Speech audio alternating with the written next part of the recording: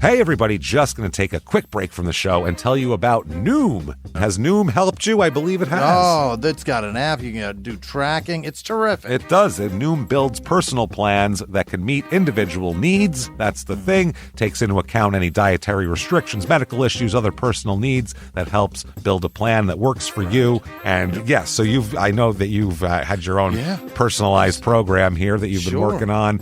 And it's weight loss This is weight loss results that last. They stick around because you get yourself into a lifestyle change. That's what matters. That's mainly it. You can't just say, I'm going to cut that out for a month and then go back to it. That's not what it is.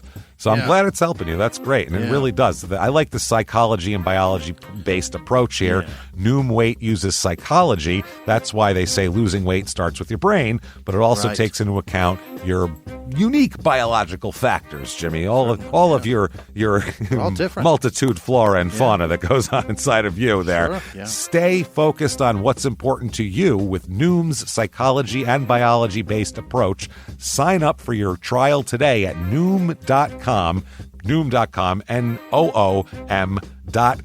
here, based on 3.5-year study of actively engaged Noom users with minimum starting BMI of 25. Individual results may vary. Visit our website for more information.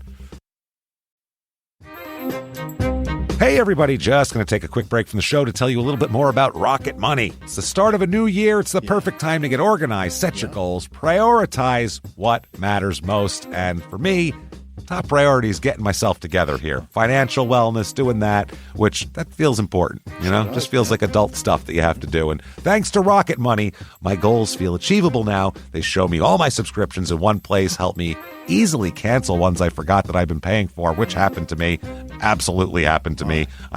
For years, I was paying for something. I was like, what is going on here? Rocket Money found it and saved me lots of money since then, because it's been a while. So they did a great job here. Rocket Money is a personal finance app that helps find and cancel your unwanted subscriptions, monitors your spending, and helps lower your bills so you can grow your savings. Rocket Money has over 5 million users and has saved a total of $500 million in canceled subscriptions, saving members up to $740 a year when using all the app's premium features. Cancel your unwanted subscriptions and reach your financial goals faster with Rocket Money. Go to rocketmoney.com/smalltownmurder today. That's rocketmoney.com/smalltownmurder. rocketmoney.com/smalltownmurder. Now back to the show. Welch's knows some things make zero sense, like why the algorithm knows your music tastes better than you do. But zero sugar and full flavor? We made that make sense with new Welch's Zero Sugar. All that passion fruit or tropical punch goodness and none of the sugar. You gotta sip it to get it. New Welch's Zero Sugar. Let's fruit stuff up.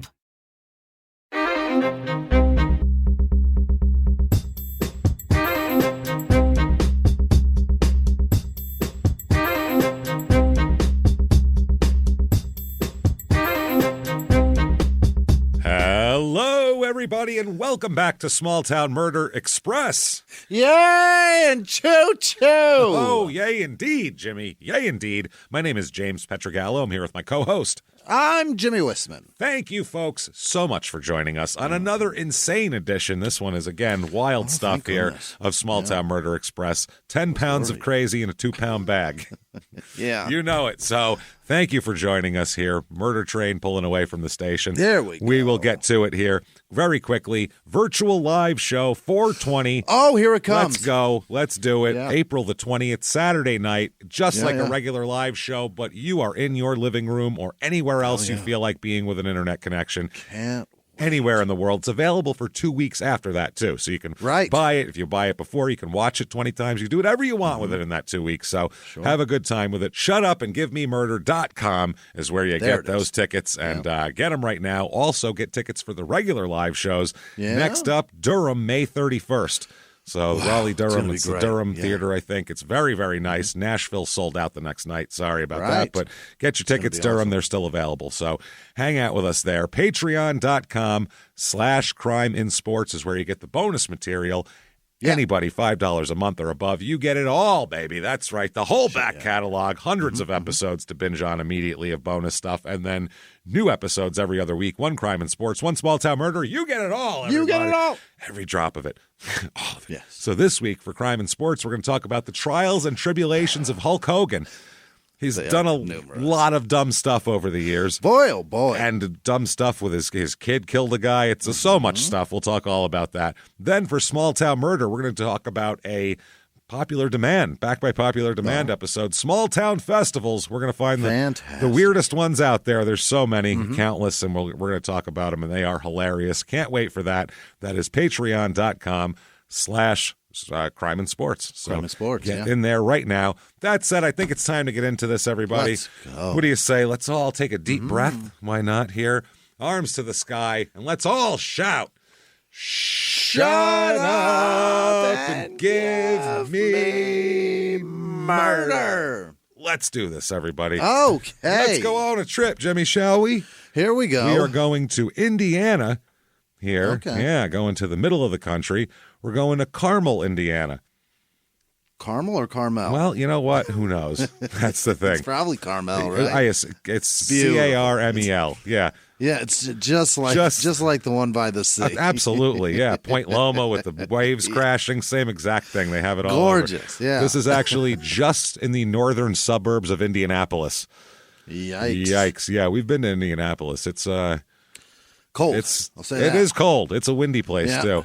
Industrial, say that. It looks like there's a lot of steam fog. It looks like it's like 1987 and they forgot to tell everybody in there, in the city. It's a weird city. It's about an less advanced Detroit. Yeah. Hasn't started coming back yet. It's about an hour and 40 minutes to Dillsboro, which was our last Indiana episode. Hell which yeah. was Did the Dog Do It? Which was right near amazing. A woman blamed her dog for a murder, and it was pretty amazing. This is in Hamilton County.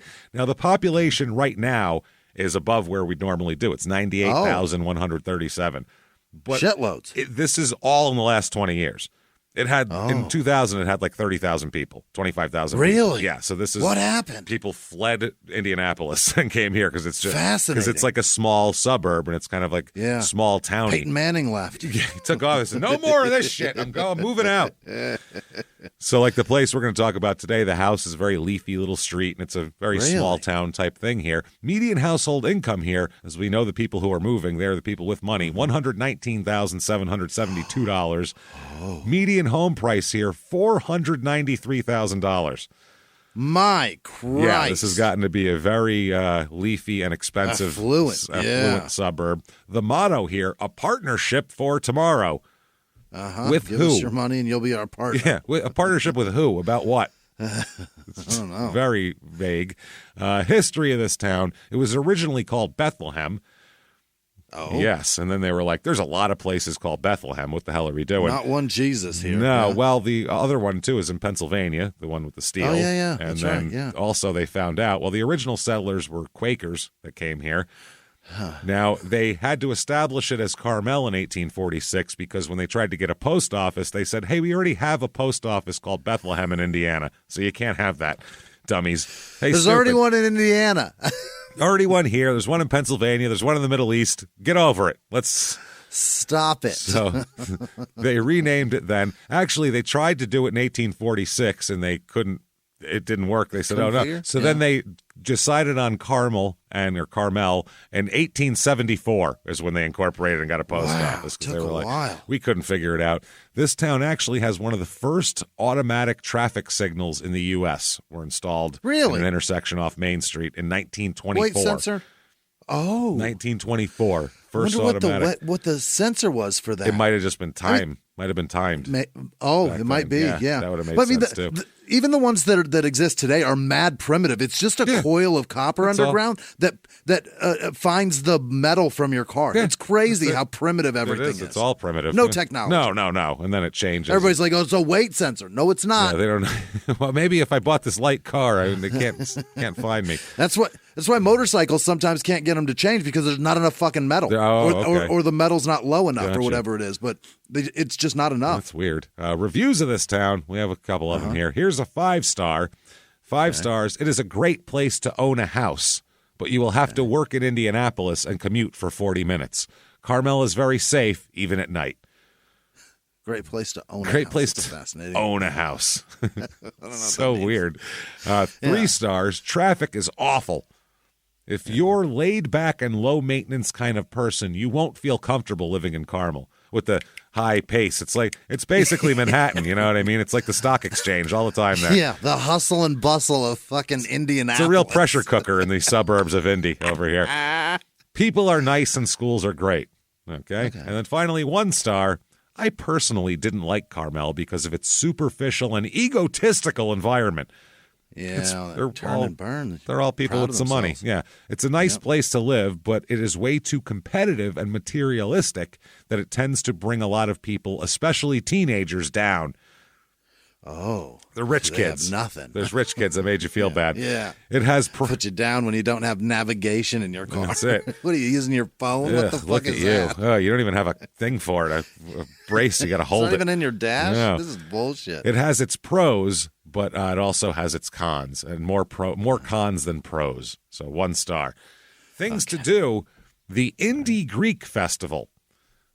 Is that what they got there? Yes, they held it in Carmel here. It's all about Greek shit. The Hellenic Dance Program is a ministry that brings Holy Trinity's youth and adults together in Orthodox Christian fellowship and affords them the opportunity to live, learn, and experience the Hellenic culture.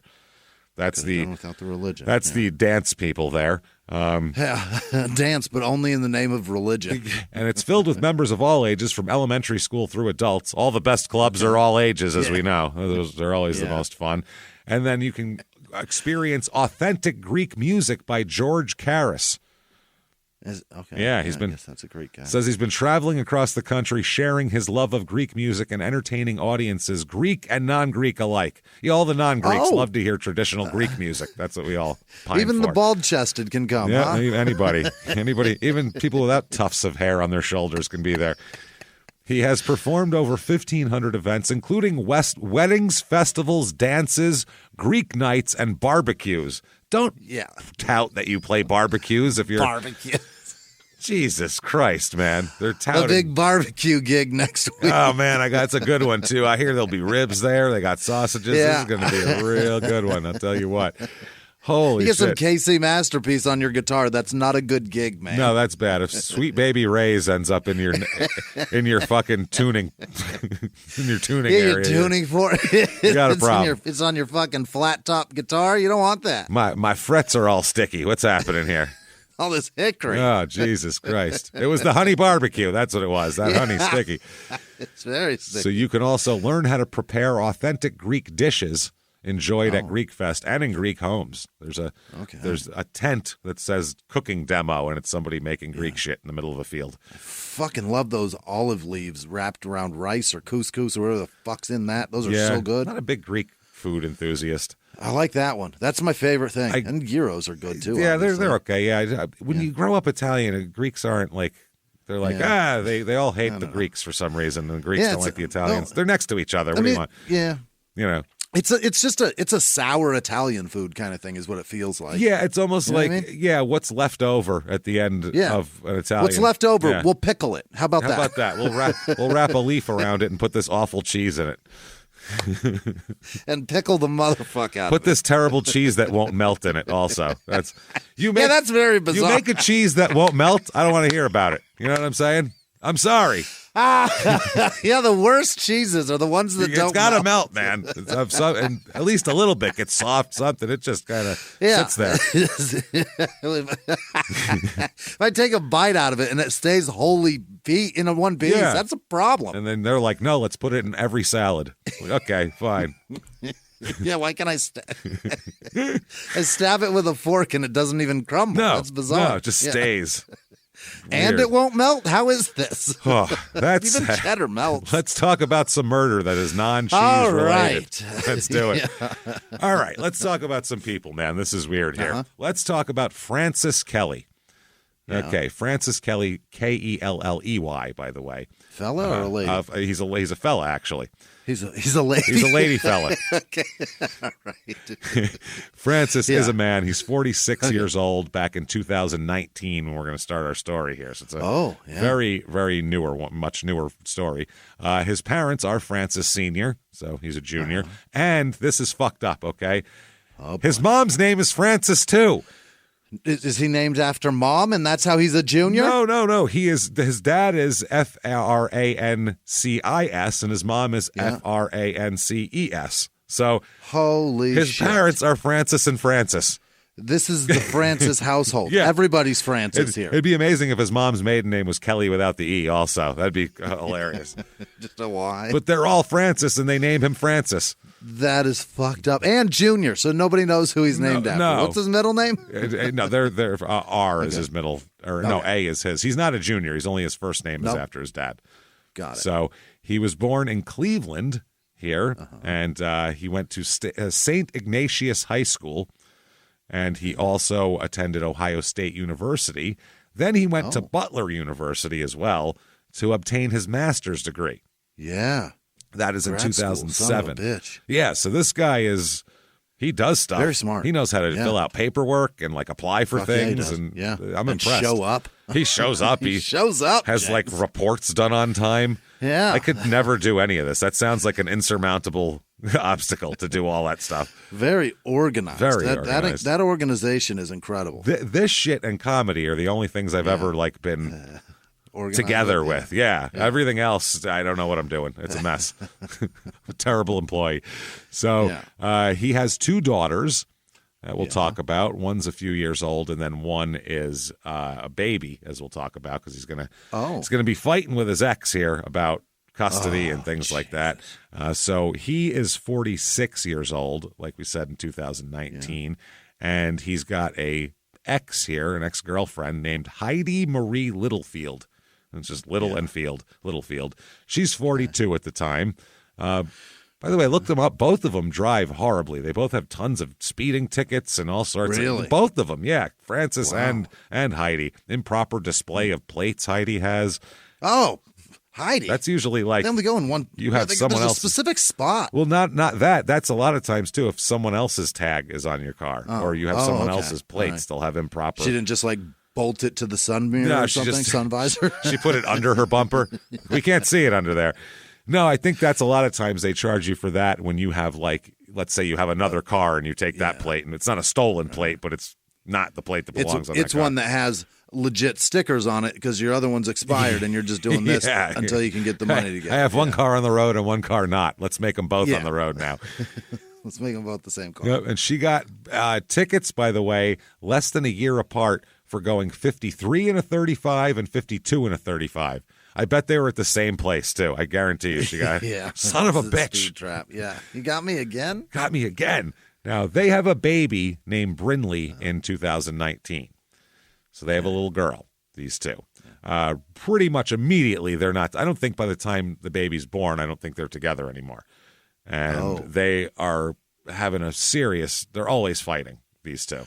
Not on the same page from the start. Not from the very beginning here. I don't know. I mean, just enough to get her pregnant, and that was about it. And then from there on, it was we don't like each other anymore. Jesus. And Heidi does not want Francis to have a relationship with the baby. Really?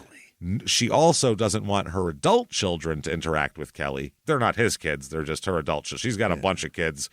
She's got 5 kids at this point, and then in 2020, she's going to get pregnant again.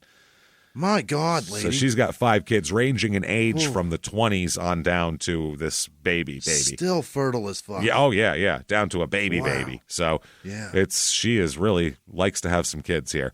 So she doesn't want her adult kids to hang out with him either, even though they liked him, I guess. So it's very weird. So this all goes on all through 2020 where they're fighting about custody, and they're going through the courts now, whereas in January of 2021 they have a hearing scheduled for a custody thing, and it's a whole big kerfluffle. Because you don't just get to say no. I have rights. You have parental rights. Yeah, if you pay child support, you get to see your kids, and that's just how it works there. Absolutely. So police get a call on October 27th, 2020. Okay. Now, they get a call. It's not the emergency number. It's not like 911. It's the administrative number that this person calls. The non-emergency. Non-emergency. Yeah. I'd like to talk to somebody about something type of shit. Not, I need, the house is on fire. Come right now. The baby's turning blue. It's none of that shit. Give me some guidance on this legal question that I have. Well, not really a legal question. It's more of a statement. It is, he says, quote, it's a male voice, and he says, there's a possible crime that's going to happen in Zionsville, Indiana, that could take someone's life. It hasn't yet. Hasn't yet. Hasn't even started. I know of a murder plot, is what he's saying. That's a very I'm trying to be professional way of saying I know some people are going to kill some other people. Okay. He said, quote, this is 9:42 p.m., October 27th, 2020. He said, quote, you can't let this situation go down. That's all he would say, though. That's the Clark County Sheriff's Office, which isn't the county we're in here and not the county where this is supposed to take place.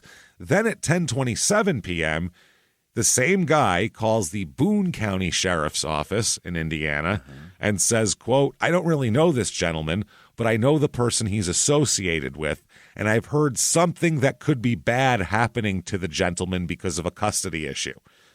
Oh, boy. So they're like, okay, well, who? This is way too vague.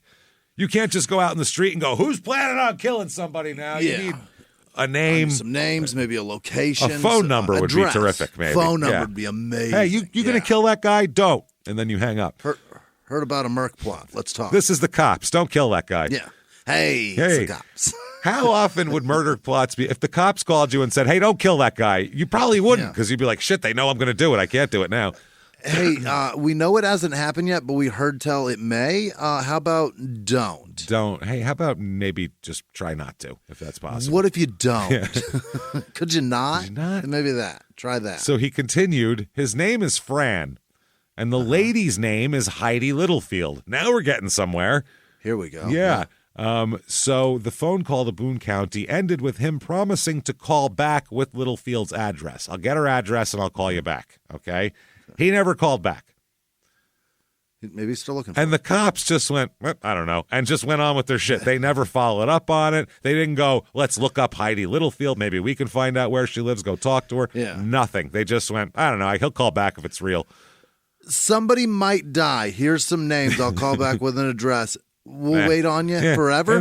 We'll indefinitely. I called 911 when I was 6, and they called right back. What the fuck, he didn't call guys? 911. He called the administrative line. Great point. Yeah, if he called 911, they would have had his number. But this line doesn't save the phone numbers in there because it's not the emergency line. So they don't know who called. Maybe they should change that. Then maybe they should keep. You know what? Those little caller ID things from like the 90s. Remember the little box? Those came free with a line. And you could click back the fucking from the time that shit was turned on. I mean, they had it all in there. So far, yeah. This is very strange. He did give the Ohio Dispatcher his contact information before saying that he wanted to talk to someone about stopping a plot against his ex-wife's ex-boyfriend. This is Heidi's ex-husband. Oh, boy. Yeah. He said the whole thing it felt like and sounded like a movie or a soap opera, he said. Okay. So that was it.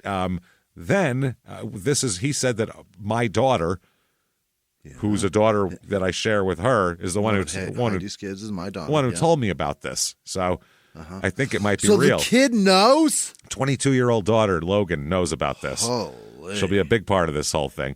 He said it was a multi-state murder plot. There's people from everywhere coming.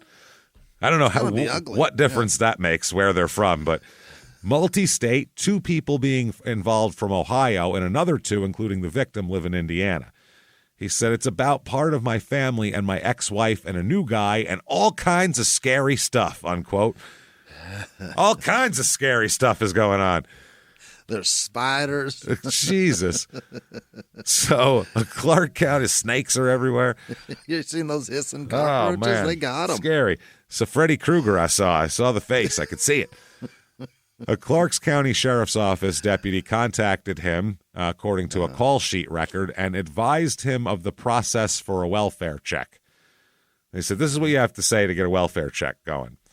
So then he calls back and says, I'm making an anonymous phone call about someone's life possibly being in danger, and I wanted them to do a wellness check. But he wouldn't give his name this time. It's anonymous. Okay. He did give Heidi Littlefield But he said, I don't have her address. And the dispatcher said, do you want to look and call me back? Yeah. And he said, okay, and then never called back. Didn't leave his number, and they don't know his name. But they know disappears. Two different departments know Heidi Littlefield is planning on killing a guy. Yeah. That they do know.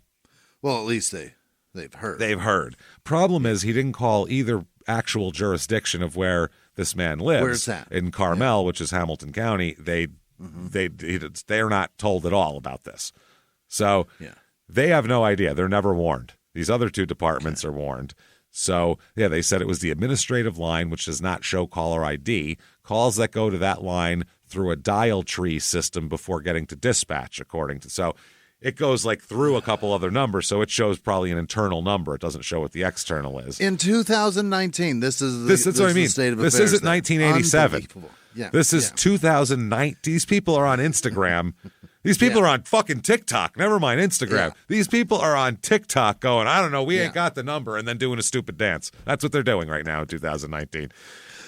Yeah, there's been a whole country of people bathing each other in water for ALS by now. Oh, this God. Is unbelievable. 5 years before this, for Christ's sake. This is unbelievable. This is crazy. So this all stems from these custody problems. Now, Francis is the father of Heidi's younger than 2-year-old daughter at this point. She's born in 2019. Okay. They have a hearing scheduled for January 27th, 2021, because Francis claims that Heidi was, quote, violating the parenting time order. Yeah. And police said they had a court hearing scheduled here due to Fran's allegation of this. So the main concern was Heidi not allowing Fran to pick up the child when it's his time to, court ordered, and that she would, when he was allowed, she would stay in his house during the parenting time. She'd sit there and watch. Yeah. It's like, listen, supervised visits aren't on this thing. And even supervised is not with her. You. Yeah, you don't get to fucking You're watch. You're not the one. Yeah, you don't get to hang out with your arms crossed, fucking complaining the whole time. Judging. Nope. He claimed she was not letting him pick the daughter up and just wouldn't leave. So during this time, she is pregnant with her 6th child, by the way, Heidi, as well. Dear Lord, she has the pregnant brain, too. So think about, through all this, she's got 5 kids, one of them a baby, and she's pregnant while she's plotting all this. So this is some diabolical shit here. Not his that she's pregnant with? No. Somebody else's. Somebody else's, yeah. Perfect. She's got there's a bunch of different dads involved here. Yeah. So her daughter is Logan Marie Runyon. That's the 22-year-old who she tells about this plot. Yeah. And at some point during this, after Kelly, because in March 2020, Francis had filed the papers to get better custody and complain about her visiting and all that kind of shit. So it's been going on a long time. During this, Heidi got upset and was like, I don't want to fucking deal with this guy in court. I don't want him to see the kids, or the kid, period. Yeah. So she approached 2 of her adult daughters, not Logan, 2 other adult daughters that she has, and said, would you guys help me purchase some drugs so I could poison Francis? I'm going to poison Fran. Remember that guy that I had this kid with? Yeah. I'm going to poison him. You guys want to help me? They said, no, you fucking lunatic. Hell no, I'm not helping you. Remember your sister's dad? Yeah, I'm not doing this. This is insane. Wow. Yeah. So they refuse to help her, actually.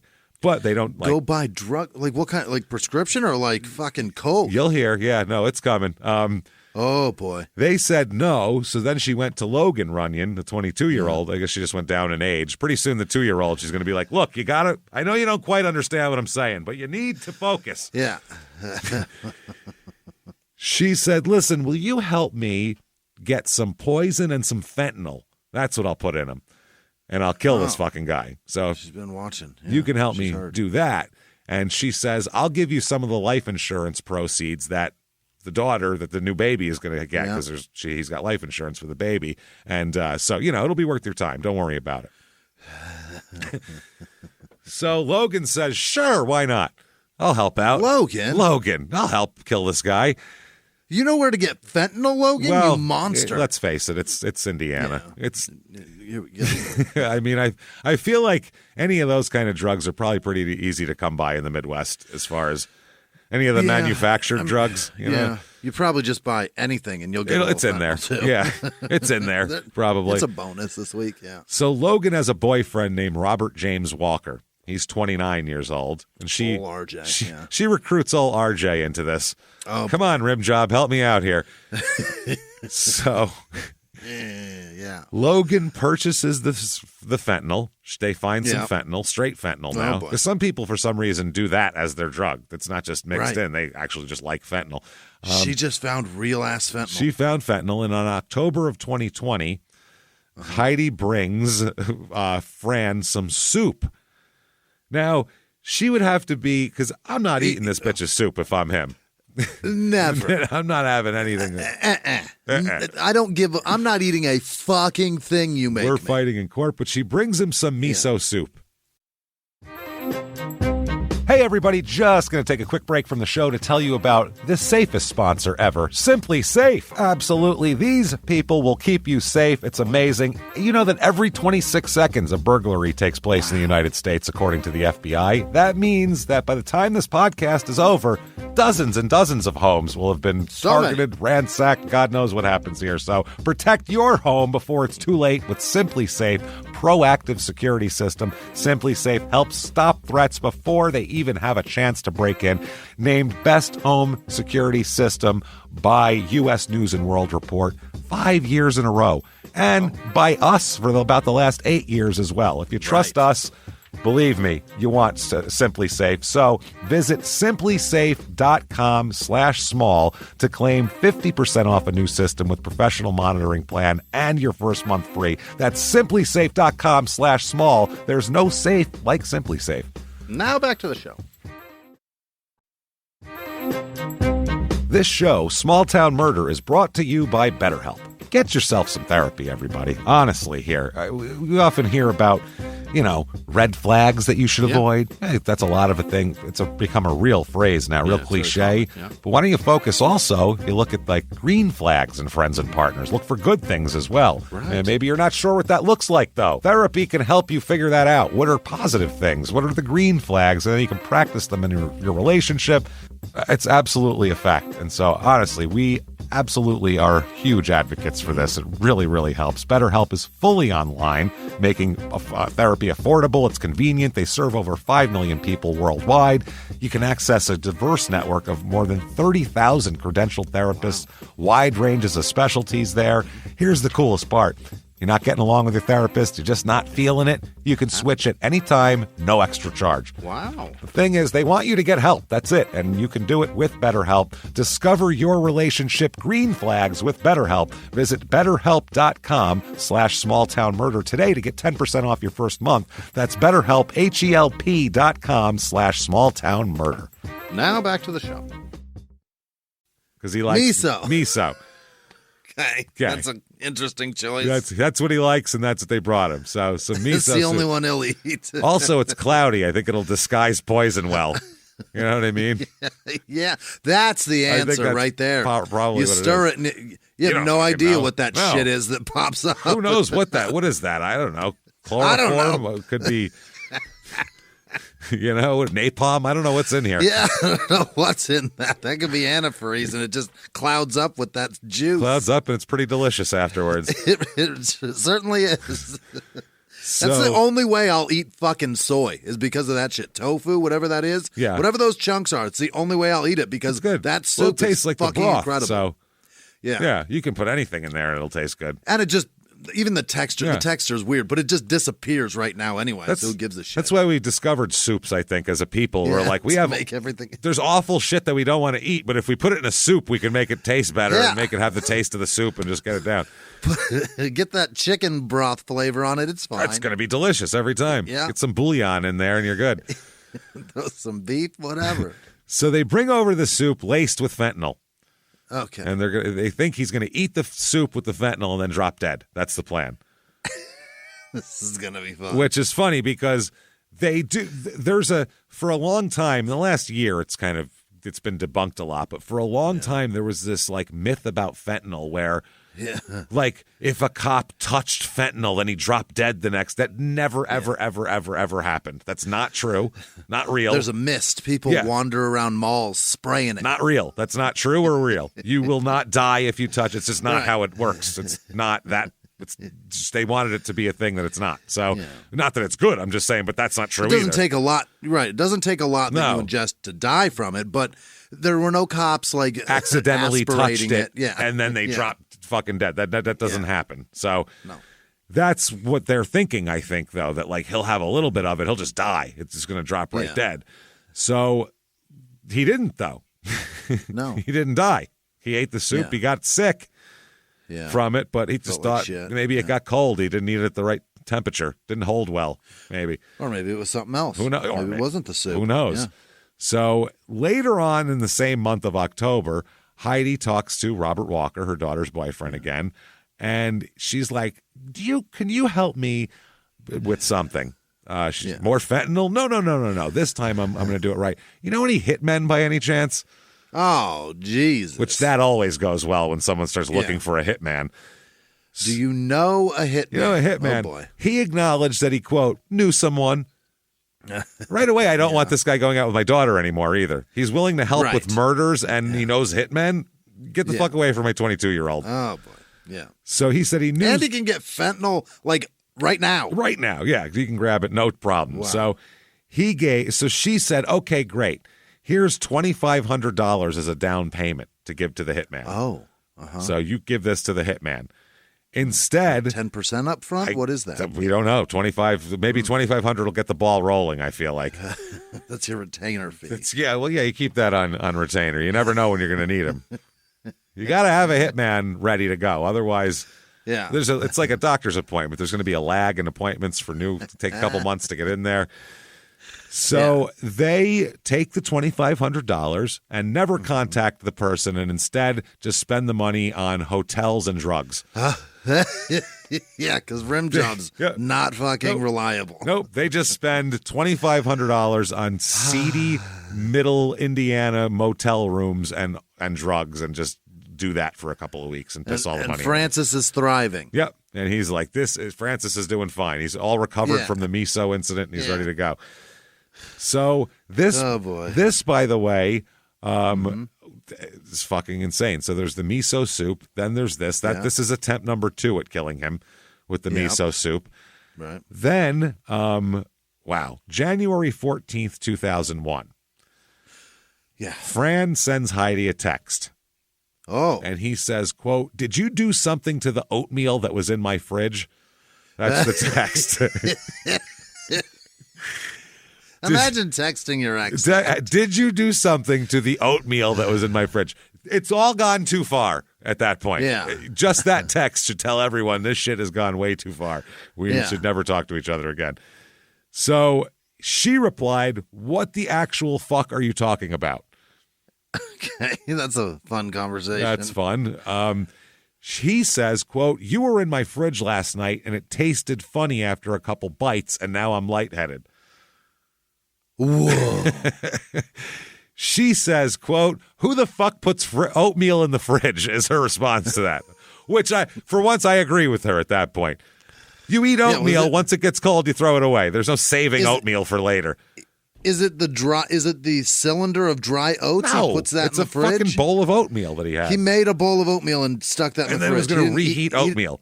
What are you doing? Oatmeal's a one-time thing. You got one shot with oatmeal. Sorry. Who the fuck knows if that's what happens when you eat that? Yeah, maybe you shouldn't. Nobody's ever done that before. Nobody's reheated oatmeal. That's why she said, "Who the fuck puts oatmeal in a fridge?" Yeah, it's 12 cents a tube, man. Throw it away. That's the other thing. You buy it's oats. It's not a lot. It's nothing. It's nothing. Maybe it's $3 for 1,000 pounds. Maybe he had some fancy steel cut shit. I love that too. I don't know. At Target, steel cut's still $2.99. They found a way to charge an extra $1 for oatmeal. They're like, "It's steel cut. What the fuck did you cut it with before?" Yeah, what does that mean? Everything that's cut is usually steel cut. Do you have wood blades that you're cutting it with? Was it rusty aluminum? Yeah. What was the other one? Yeah, what were you cutting it with? Exactly. Bullshit. He said, "Should I have had my tetanus shot before I ate oatmeal before? What are we doing?" Why is this happening? She said, "I don't know anything you do or want to. Your life and the stuff you say/do is beyond me." Okay. So I don't know why oatmeal made you sick. Yeah. January 15th, the next day, he exchanges some text messages with Heidi about the custody situation, before the subject changes at 1:36 and they go on to just nothing shit. So the problem is that's the last time anybody hears from him is January 15th. The last texts he sends are to Heidi. Now, what do they say? They're just about the custody stuff. When am I going to see her? Yeah. When is this? Blah, blah, blah.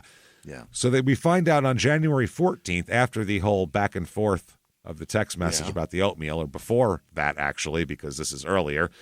This prompts the text about the oatmeal. Her daughter here, Logan, and Heidi purchased more fentanyl that day. That same day, Logan climbs through a fucking window to break into his house. Oh, boy. Heidi lured Fran away from the house to go shopping for the baby. Like, let's go shopping together for the baby. Let's try to be nice to each other. While she's gone, Logan's breaking into the house. Okay. And that's inside, Logan laced the refrigerated oatmeal with fentanyl. That's what happened. Okay. So he got stoned. He got fucked up off fentanyl. He had oatmeal and fentanyl, which is not I've never heard of that as a delivery system for fentanyl before. For like people to get high. Fascinating vehicle. Yeah. They're not like, man, you got the Quaker? Fuck yeah, man. Yo, you got the Quaker oats? I got the fentanyl. Let's get it on. You just never hear that before. It's very rare. Steel cut gets me high. Steel cut, baby. It's the only way to go. Nah, man, that other shit's bullshit. You won't get high at all. It's a real ride. Oh, man. So the next day, Fran texted about, did you put some shit in my oatmeal? I feel funny. I feel lightheaded. That whole conversation. Shortly afterward, Logan and Heidi, along with the baby, drive over to Fran's house. Oh. Logan saw him through a window lying on the kitchen floor. Yeah. Okay, he's lying on the kitchen floor. She entered the residence through a window and opened the front door for Heidi. So now they're both in there, Logan and Heidi, and the baby. Yeah. Who brings a 2-year-old to a murder plot, first of all? It's very rare that you see that. Well, I'm sorry. It's my day with the kids. I don't know what you want. I'm sure there was a mob hitman at some point that like popped up behind somebody and they heard like the baby cry. They turned around, what the fuck? And he was like, it's my day with the fucking kids, all right? And then he shot him. What do you want? What do you want from me? Parenting time. What do you want from me? It's quality time. Pow. And then he shot the guy. The court said I got rights. I got rights. Now, come on, baby. Let's cut him up. Cut him up and bury him. So he is breathing abnormally, Fran is, and gasping for air because he's had too much fentanyl here. So Heidi grabs one of his neckties because she's like, what the fuck? Why won't he die? This is crazy. Yeah, I've seen this on the news, and it's not happening. He's just not dying like these cops who touched fentanyl 3 days ago. I don't get it. So she goes and gets one of his neckties, ties it around his neck, and lifts him up probably about 2 to 3 feet several times, slamming his head to the floor. So she lifts him up by the tie and then pushes him down and tries to like bash his head open, and that'll kill him. Does she not get it? Like that doesn't look like a fentanyl overdose if you do that. He's laying there in warm-up pants and a T-shirt with his fucking power tie on and fucking massive head wounds. Yeah, this is normal. This is what people do when they're on fentanyl. Yeah, he's got a shirt from a car wash on, for Christ's sake. It's a giveaway, man. It's a charity benefit car wash. Even it says Paco on it. It was some guy's shirt. So she can't lift him up high enough to really give him a good slam, though, to kill him. So then she just chokes the fuck out of him with the necktie. Okay, now it's stupid. Overdose, see? Obviously. Yeah. Head wounds, asphyxiation. Everything. Overdose. This man is just really... Fuck, that's a really terrible way to go. Off all this because he wants to see his daughter. Like this, right? He wasn't fucking with her on any other account. I'd like to see my daughter sometimes. That's it. I want to be a good dad. Yep. Can I do that? Kill him. Fentanyl. Unbelievable. So apparently Walker, the boyfriend, had advised Heidi to try to get Logan to snap his neck. Get Logan to snap his neck. So that's what they were doing with the necktie. They were trying to like lift him up and snap his neck. But Logan couldn't do it. So that's why they started smash. Because she originally got down, tried to Seagal him. Just tried to like fucking twist his head off with her bare hands. Grown man, it's really hard to do that with. Yeah, it's just one snap, done. Didn't work like that, like in kung fu movies. So they were like, fuck. So they got the necktie and started smashing. Isn't it crazy how a neck is that fucking strong? It's our bodies have realized that that's a weak point. No shit. So his ex, Courtney Nugent, he's got an ex and another kid, a 9-year-old daughter. Yeah. So on her birthday, which is like the next day, he doesn't show up to come get her. And he's a good goddamn dad. And he's a decent dad. He's reliable. So she said she had last heard from him 2 days earlier, and she contacts the police. Okay. Now, at the same time, this happened, one of Heidi's relatives contacts the police and says, I think this lady I'm related to killed her ex. So she, yeah, he said she made several incriminating statements like, quote, he's better off dead. I didn't mean to kill him last time. Oh my God. And I might as well just say I did it and just say I'm crazy and pregnant, and then laughed. Hormones and all. Ha ha ha. Pregnant brain. Wow. I've never heard of that as a defense. No, for violent murder. 3 attempts at it too. This baby really wants him dead. That's all I keep getting. I think the baby's possessed. I could feel it. And I didn't mean to last time? What the fuck? Yeah. That's implying multiple tries. Then she said that Fran was abusive, which nobody else said, and that, quote, she would be failing her daughter if the dude didn't end up dead. The dude, man. The duderino. So after the call from the ex, Courtney Nugent, saying, I don't know what's going on here, police still haven't connected any of this, even though her name has been brought up by this lady's going to kill a guy. This lady, I think this lady might have killed a guy. Nobody connects anything. The Carmel police head over to the house and knock on his door. Okay. Nobody answers. Why do they do this? It's a welfare check? It's like a wellness, because they called and they're just going to go, well, let's go check on him. Okay. They knock on the door. No one answers. They just leave. No, we'll get him next Never time. mind. No one's home. He'll tell us if he's okay when he gets back. So they just leave. Okay. Then the girlfriend or the ex said, with their child said, there's something fucking wrong here. The cops won't do it. I'll go over there. So she went in and broke into his fucking house and found his body dead on the couch on January 18th. He's been dead for 3 days. Couch. Yeah. Wow. Right, 3 feet from the front door that the cops were knocking at, and said, well, I guess he's not here. Oh. They didn't even smell nothing, huh? Nothing, no. Not yet. Evidently. Or they smelled it and they were like, I don't want that paperwork. It's also January. It's cold. It's not hot to begin with. Nice there. Yeah. So she saw him on the couch. So then she said there was no signs of forced entry that she saw, which I'm sure I don't think she's trained to look for signs of forced entry. Except for hers. Yeah, except for her. I mean, I just beat the shit out of this place. I mean, there's me. I kicked in the back door. But other than that, nothing other than that. So emergency personnel arrive and they examine Kelly and they say prolonged signs of death. Yeah, no shit. He's been dead for days. Great call, guys. They said evidence of blunt force trauma to his eye and head, but the cause of death was determined to be asphyxia due to strangulation and neck compression.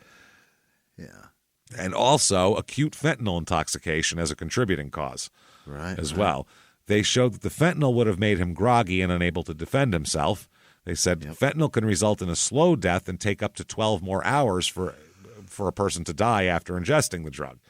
Holy shit. It's like if you took too much Tylenol, like you'd be fine, but then a day and a half later you just drop dead. It's the same That shit. is fucked up. Yep. The fluid found in his lungs indicated he died a slow death because he was dying and then she just sped it up. He would have died anyway, but she made sure to speed it up some. The fluid found in his lungs indicated he died a slow death, and the level of fentanyl in his system could have been considered as the cause of death had that been the only finding at the autopsy. If his head wasn't bashed in and he wasn't strangled, that was. Yeah. So they... Except for two very obvious things. Yeah. So they classify it as a homicide. Seems like it's like triple homicide. Like it's three different ways to kill him. 3 different ways. They did everything but shoot him. Right. So... He also suffered from blunt force trauma to the head, the left hand, the elbow, and knees. Fuck. And they said also the fentanyl. So January 23rd, 2021, Heidi's ex-husband contacts the police and told them that her daughter, Logan, told him months earlier, this is the guy who had called the cops in October, that Heidi paid Logan's boyfriend, Robert Walker, $2,500 to find someone to kill Fran. Why didn't you go to the cops, Logan? What the fuck? They're writing the shit down now. So they said that Logan Runyon was with her mother on January 14th and that both were in and out of Fran's residence on the evening of Thursday the 14th through the afternoon of Friday the 15th. They came back and forth multiple times to like check on him. Wow. He's dying, but he's not dead. What should we do? Then they talked to Walker, and he says that Heidi told him that Logan put fentanyl in Fran's oatmeal sometime on January 14th. So they said Heidi advised the ex-boyfriend that Heidi and Logan found Fran aspirating on the kitchen floor. Ex-boyfriend advised that Heidi also mentioned a lanyard around Fran's neck and believed it to be involved in the incident. It was a necktie, it turns out. Yeah. They also told police that Heidi asked him over the past several months about how much fentanyl would it take to overdose someone versus kill someone. I mean, like the internet exists. Yeah, look that shit up, dude. You're asking around about that? Yeah. Well, last Go to time I the killed a library. guy with fentanyl, this is what I did. So October, she had been talking about this all through October, and they now have video recordings. Her ex that called the cops had made recordings of her talking about this to protect himself. So he now gives it to the police. He could have done that in October. Yeah. That's the problem. And on this, she's talking about planning to plant drugs on Fran and how she wants Fran dead. So her original plan was to give him a bunch of fentanyl, then plant drugs in the house like he was just a big drug user who accidentally overdosed. Mm-hmm. But it didn't quite work out that way. So they arrest Logan here, and Logan tells police that her mother tried to convince her to take the blame for the whole case. She's 22. She's not 14, where you won't get in trouble. Right. You go to jail forever. Let me be out. Your daughter. Do me a favor. This Heidi is heartless, man. How much you love Mama? Fuck, heartless Heidi over here. This is brutal, man. Hardcore Heidi is not cool. So how do you do that to your kid? Like I don't know how.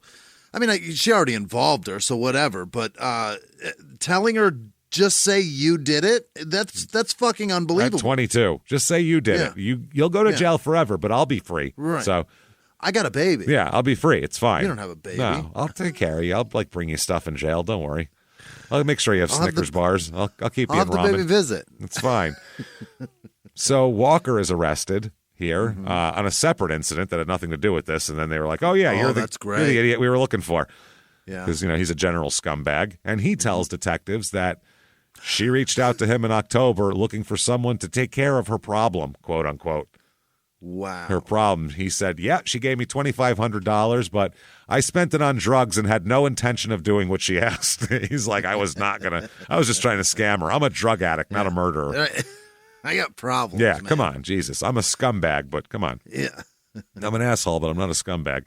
There it is. He advised that he was going to get another $2,500 once Fran was killed. That was the plan. So it was $5,000 total she was going to pay, which, as we found, not enough money to kill your husband. Far too affordable. Maybe in 1958 you could pay that, but that's cheaper than any used car on the market. Nowadays, if someone's charging less than $50,000, they're a cop. Or they're a crackhead who's going to steal your money. One of the two. They're not real. Go further, James. If you can afford it, if it seems reasonable. Well, maybe you're very wealthy. That's a cop. Maybe you're very wealthy. Yeah, maybe you can afford it, but it better hurt. You got to go $50,000. It's going to be six figures. It's a minimum. lot. Yeah, it's a lot. So he said that Logan had told him that when they found him, Fran still in his home, he was breathing, and quote, Heidi grabbed Fran's favorite tie and tried to strangle him and smash his head into the pavement.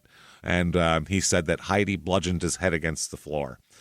Incredibly personal. Yeah, Walker alleged that Heidi had told him that Fran was abusive to her, their baby, and everybody else, which no one else says here. So he also says, oh, by the way, I was around I got the fentanyl for the miso soup incident also. So there's that. So now they know there was like 4 attempts to murder this guy before they finally did it. Hey, Hey, everybody. Just going to take a quick break from the show to tell you a little bit about Sono Bello. You know, the most known secret with celebrities and influencers and all these famous people is so many of them have had lipo. They've had lipo, whether it's a little touch-up here or a total makeover. Yeah. Nobody has a perfect body. That's the thing. No. They may look like it on TV, but there's things that help that. Absolutely.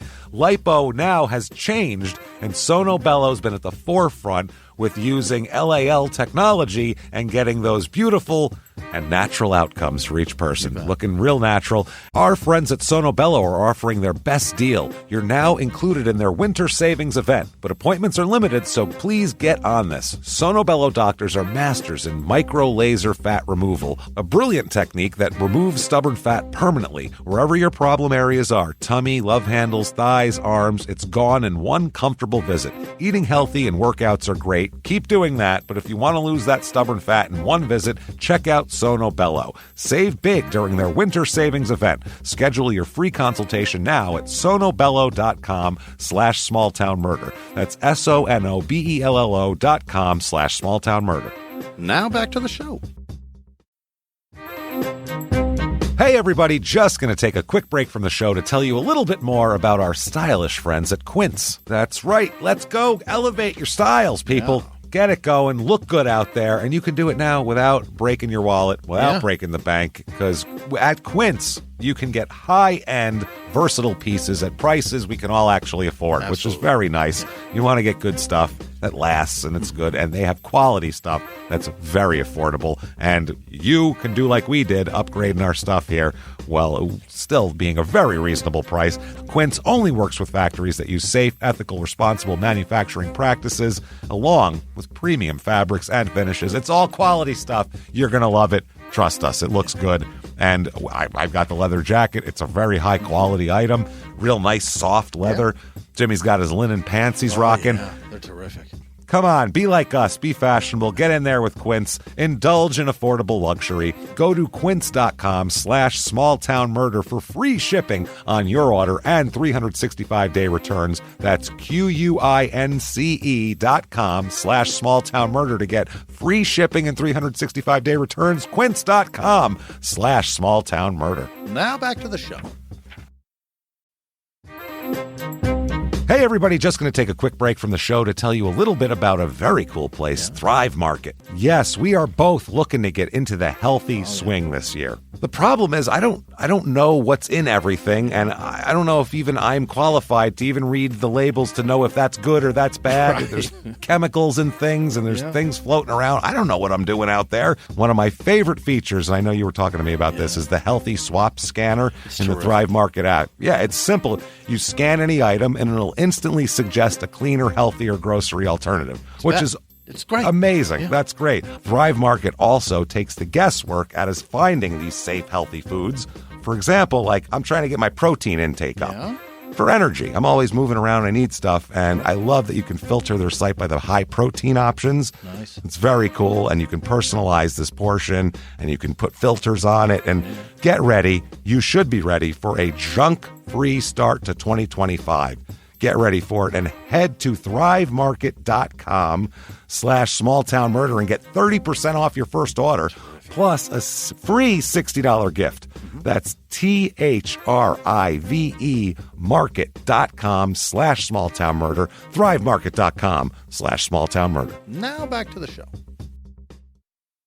Right. Now the charges, Heidi is going to be charged with murder and conspiracy to commit murder, 2 counts of that. Yep. And also counts on acquiring the fentanyl, transporting somebody else to the scene, all this type of shit. Drugs too. Shit. Yeah, she's fucking forcibly giving people fentanyl. You can't do that. Yeah, it's a whole other. And she did that on separate occasions. Those are separate charges. Right. She's not even supposed to be in control of fentanyl. Yeah. Then they find, once they get everybody in there and start looking at their text messages, they find some real fun stuff. Oh boy. Apparently here, they had talked about Heidi had threatened her daughter and basically forced her to continue assisting her in this plan. Basically threatened that I'll say that you did the oatmeal. Oh, shit. If you don't help me. Type of shit. So that comes out. That's not wonderful. Apparently after the murder, Logan had walked outside and waited in the car for 10 minutes until Heidi came out, and then they drove to a restaurant where Heidi threw the necktie in a dumpster. All right, yeah. Wow. So Logan is going to be charged with murder and conspiracy to commit murder, and Walker is going to be charged with 2 counts of conspiracy to commit murder. Yeah. So they killed him with a necktie and then took it with them, huh? Then took it with them and threw it out.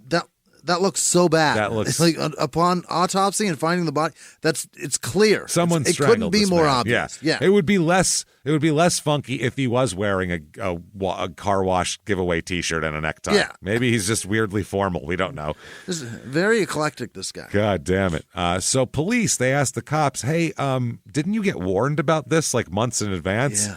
And this is fucking hilarious. They say, quote, I think in this case, one of the things we take away from this is, could we have dug a little deeper? Maybe.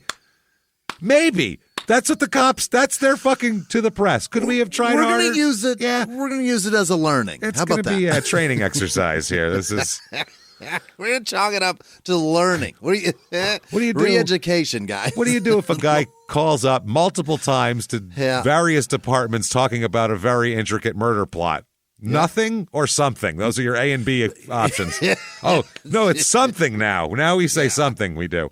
We don't know what. You guys ever heard of, when you see something, what do you guys do? What do you do? That's fucking amazing. There's only one good answer, guys. I love it. Could we have dug a little deeper? Maybe. That's what he said. Maybe. He said, would it have changed the outcome? I don't know. Well, I mean, if we did something, it's possible that someone wouldn't be fucking dead. We've done things and nothing happened, so maybe. He said, but there was some things we could have done better. Absolutely. What is this, a fucking post-game NFL? What are we doing? It's a coach going, could we have played against the deep ball better? Yeah, we probably could have, but our run defense was strong. Room for improvement. Yeah, we're going to work on our defensive backfield, maybe play a little more nickel. I'm not sure, but we're going to definitely work on it. End of the day, we got the job done. We came out with the W. Oh, shit. He said, could we have done better? Absolutely. Just like it is in every single call that we take every single day. Could always do better, he's trying to say. Then they go on to talk. A dead man. They talk more about it. They're like, yeah, but you really fucked up bad. It's just bad. And they said, listen, it was very vague what he said. He only had, a crime and a name of a person who was going to commit it. Super vague. What are we supposed to move on that? An active murder plot that someone has the name of the murderer? We can't get it. We need more information. You guys don't understand. When there's only one person with that name here, I mean, come on. And they live clear across town. Our rule is a long ride. Our rule is we need social security numbers for everyone involved. Murderer, murderee, and then we'll look into it. Otherwise, we can't do it. They said he didn't leave his contact info. Littlefield lived in Sheridan, which was not the correct town that he said. So, they could have just looked her up. Anyway. I have a site called Been Verified. I could have looked her up and saw exactly who she was and where she was. I did it for this episode. Found out about her traffic ticket. So you could do that. They have a whole police computer that has more shit in it. They could probably find. God, I can't imagine what they can look at. And they go on to say that we didn't get his ID, his caller ID, and they said when it gets down to us, we have the trunk that it came in on, but we don't have the particular number. It's just sort of the way the telecom works. Well, maybe it shouldn't. No, it's not. It's 2019. The Boone County Major Mike Beard said that he's hiding something. I'll tell you that much. Yeah, he is. Said that the dispatcher could have reached out to the town that the guy said this was taking place with the information about Heidi and asked the ex-husband for his phone number before. They didn't even ask him, can we get your phone number? Nothing. Yeah. They said he could have asked, and the dispatcher could have also tried to press for more specific details about the alleged plot, too. The guy says, quote, we're very open to say it wasn't a perfect call. We're very open to it? I would hope so. And who would say we're closed off to it? No, we don't think so. And people agree. There's a guy named Joseph Giacalone. Hey, Joey Giacalone over here. Oh, Joey Jack. Joey Giacalone, come over here. I ain't seen you in fucking years. I've known this guy since we was 12, Joey Giacalone. Look at him. He's acting like he's too fucking big. He's too big for me now, Joe. Joey, come on. Isn't Joe Jack a character from King of the Hill? Isn't there a Joe Jack on that show? I haven't watched King of the Hill in 30 years. I have no idea. No clue. I think that's true. But that's it sounds like somebody that would be on the show. Yeah, that's a Mike Judge thing. This guy's a John Jay College of Criminal Justice adjunct professor and a former NYPD detective as well. All right. And he said that the dispatcher should have followed up on the details given here. He said, quote, she should have been a little more proactive and run Littlefield's name and see if anything comes up in the database anywhere. And at the very least, call over to Zionsville Police Department and say, hey, this is what we got. This is a person's name, and let them give it to a cop or a detective to handle it from there. That's how people who give a shit would handle it. Or, you know what it is? It's where people who don't want to look like fools, it's called cover your ass. You know, pass the buck. At least hand it off to somebody that can do. If you can't do anything, these are just DMV else. Employees. They're like, I don't know. Come back with more information, and they just hang up on you. But if something happens, you look like a fucking asshole. So the ex that made the call, her ex-husband, Heidi's ex-husband who made the October call, he repeatedly declines requests for media interviews. He won't talk at all, even though he's kind of the almost hero of the situation. He's like, I don't want to talk about it. So Logan, prosecutors drop the murder charge against her after she agrees to plead guilty to conspiracy to commit murder and testify against her mother. Oh, shit. Yes. That's not what Mom wants. All of her information is corroborated by autopsy, so they think she's telling the truth. And her testimony that Heidi placed the necktie around her neck and lifted him off the ground several times and banged his head on the floor was corroborated by the evidence of the injury to his voice box, Adam's apple, tongue, and neck muscles. Jesus. So she pleads guilty there. She will end up serving you, ma'am. May fuck off. 26 years in prison they sentence her to. That is steep. As part of the plea deal, it also calls for 4 years of probation afterwards, and including the completion of a drug and alcohol treatment program and community service. And she also has to testify against her mother and her boyfriend. Oh, boy. Yes. They asked her later on why did you do this? Why did you participate in this fucking murder plot? Fuck, Your Logan. two sisters said no. Why'd you do it? Yeah. She said, quote, because I love her and because we never really had a good relationship. How sad is that? This poor girl just wanted to get closer to her awful, terrible monster of a mother. And she said, I was looking for a hug. That's it. She'd have given me an attaboy, an attagirl on it, and I'd have been fucking psyched about it. That's what she wanted. Oh, Jesus. Wanted mom to like me. Wanted to have a better relationship. It'll bring you closer when you murder people, I guess. Oh, boy. It will, certainly. So same prison sometimes. Yeah, exactly. That's the same cell. Walker pleads too. He's going to plead too. Old rim job. Old rim job is originally charged with 2 counts of conspiracy to commit murder, and one where the victim died, a level 1 felony, and one where the victim did not die, a level 2 felony. He agrees to plead guilty to conspiracy to commit murder. I think it's in the non-death to the level 2. That's what he pleads guilty to, and they plan to drop the first charge here. And this is because the whole trio tried to poison his soup. Yeah. He's going to spend, you, sir, may fuck off, 10 years in prison with an additional 10 years suspended plus 4 years of probation after he's done serving his time, and he has to undergo drug treatment as well. Sure. So 10 years. He was really the least culpable of anybody. But yeah, I mean, without him, they aren't getting fentanyl, though, right? I don't know if Logan probably knew where to get fentanyl, too. I think probably. Yeah, you're right. I think if he knew, she probably did. He just wanted a $2,500 vacation to Indy. That's all. Yeah. So to a tour of Indy's seedier motels. Oh. The gross side of Indy. That's almost time served at that point. Yeah. So they said he's in hell already, for sure. Yeah. His attorney said this plea is based on the limited involvement Robert had in the conspiracy and also the assistance that he provided to police. And during trial, he is going to testify against her. Logan's going to testify against her. Yeah. The ex is going to testify against her. They have the video of her saying that this dude's got to die. She's in trouble. She's fucked. I mean, there is everybody's testimony lines up to all the autopsies. It looks like everyone in this whole story is telling the truth except for Heidi. So that's not great. They're going to pretty quickly find her guilty of everything they have here. She went to trial. She went to trial with this. Didn't even plead. Balls. Well, that's actually, I think they didn't want to give her a deal, actually, because they have her dead to rights. There's no, we're going to try. This is 100% slam dunk. Physical Can evidence. I please? Oh, witnesses. No. We would rather not. That's why we gave those two pleas. So they'll plead, they'll testify we'll spend against the tax you. dollars. I mean, you're in trouble. And they want a very big sentence on her too. Is the other thing. They didn't want to. Really? They didn't want her to get less of a sentence here. At the sentencing hearing, prosecutors asked for an 85-year sentence, stating they weren't clear if the law allowed sentences for all 3 counts in this case to be served consecutively or not, but they'd like them to be, and they'd like to get 85 years out of this. Yeah.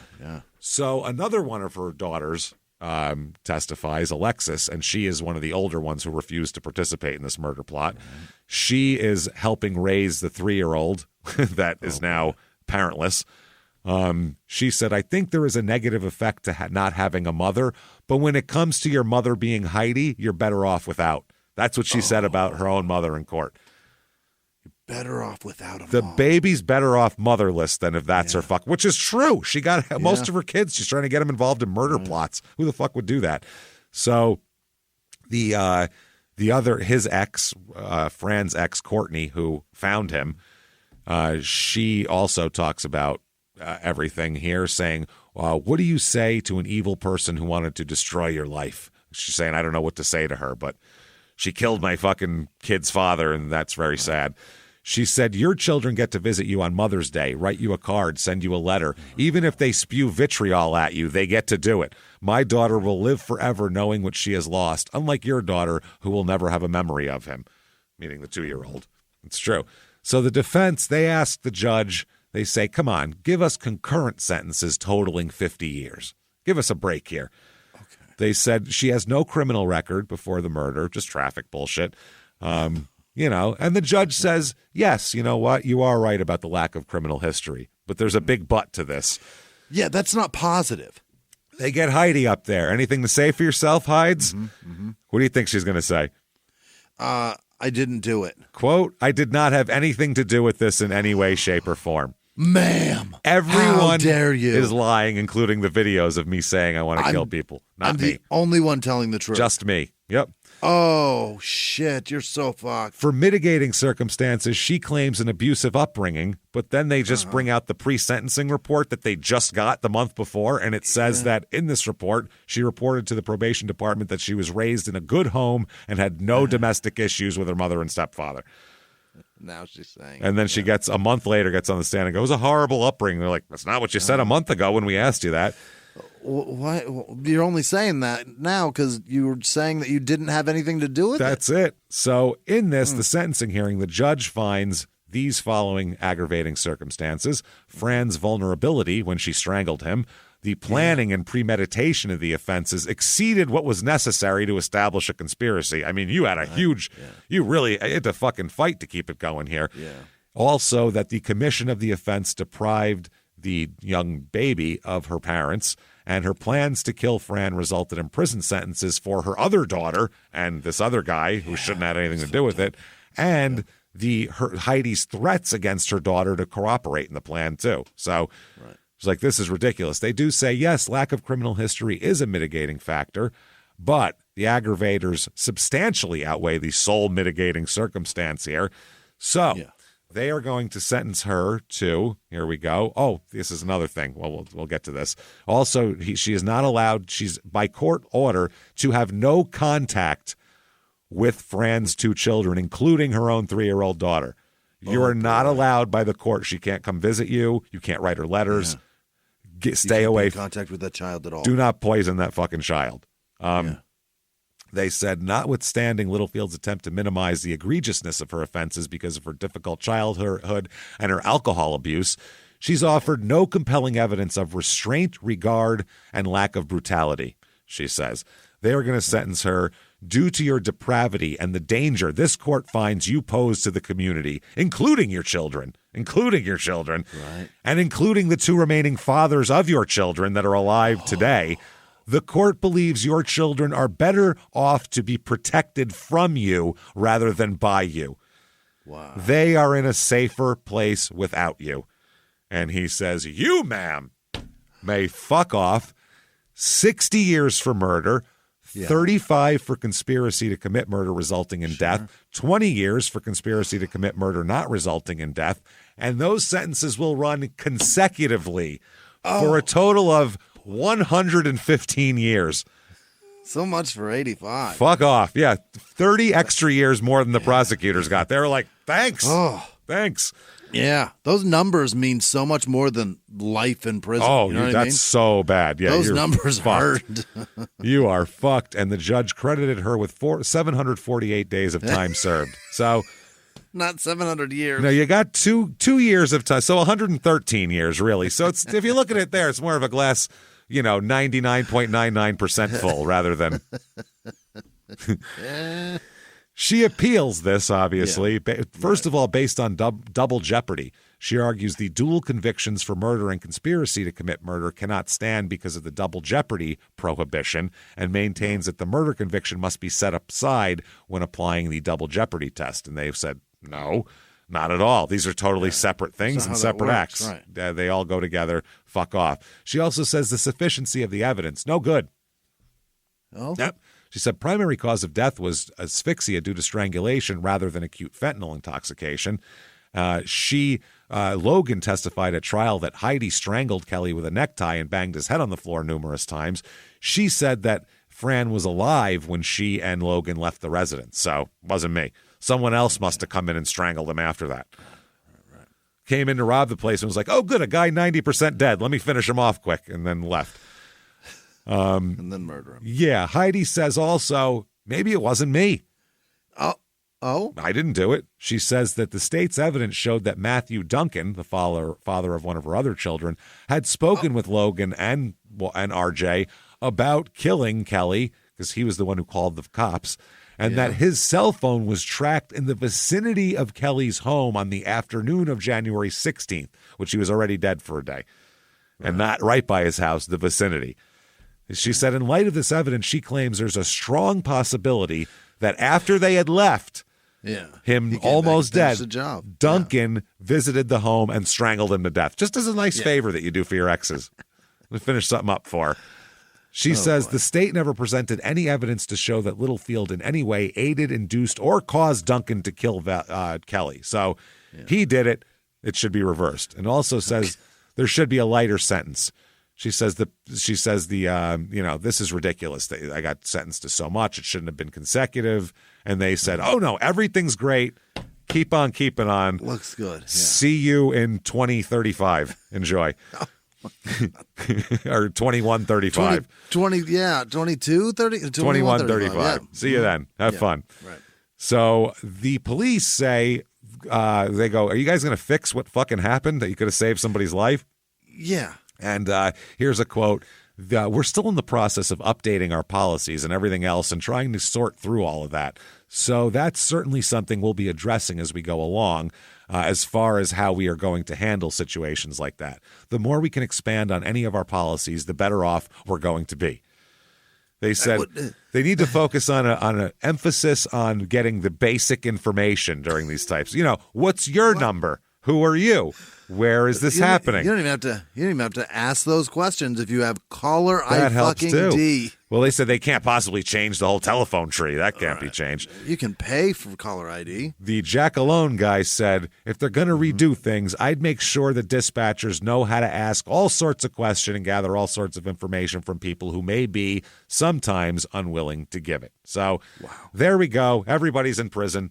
And unbelievable. Heidi will remain there, we'll say. Yeah, forever. The fucking poisoned oatmeal nightmare. So yeah, she's there never you go. getting out. That is Indiana, Carmel or Carmel or whatever the fuck you want to call it.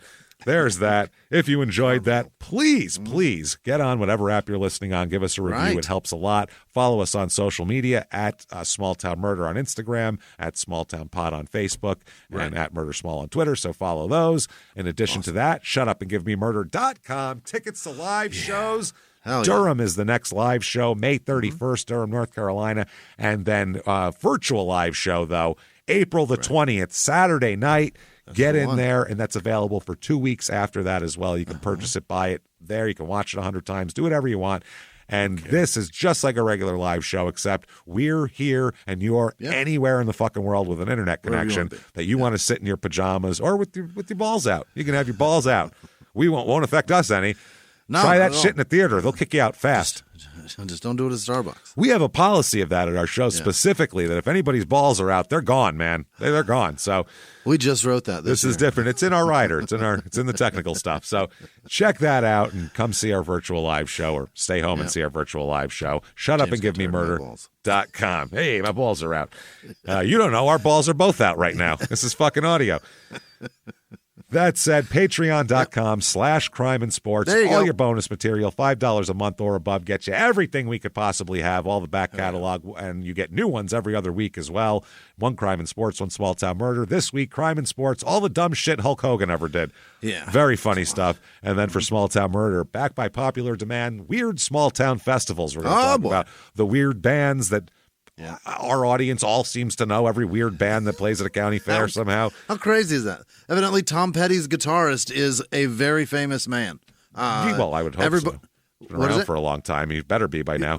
He was in one of our shows just recently. Everybody knew. Yeah. There you go. See, we're idiots. So there you go. Check that out. Patreon.com/crime and sports. You also get a shout out at the end of the regular show. Keep doing that. Keep hanging out with us. Listen to Crime and Sports, and also listen to your stupid opinions and laugh your ass off. Keep coming back and hanging out with us. And until next week, everybody, it's been our pleasure. It's been our pleasure. Bye.